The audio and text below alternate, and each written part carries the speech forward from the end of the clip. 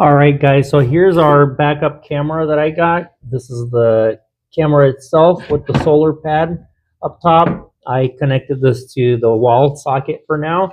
It does come with an adapter for the car socket as well. This is the USB-C charging port for the camera, and you can charge it right here. Shows the battery life right there, and it will constantly charge from the solar panel right here. So you can swivel this camera up and down like so.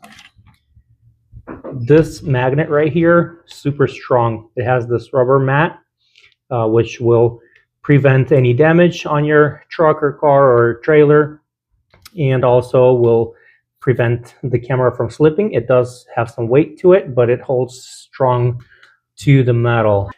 These controls are easy to use. You can have the lines here, like guidelines, or you can turn them off. Easy to use the panel over here, very straightforward. And also it does come with this book, which has color instructions in there, and it's very easy to understand and just set everything up.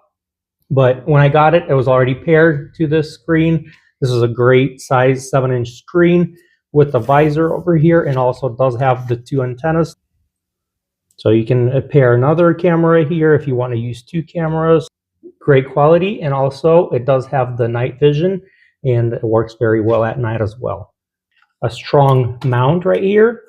The suction cup is great on flat surfaces or rough surface like matte surfaces, and it'll stick on there very well.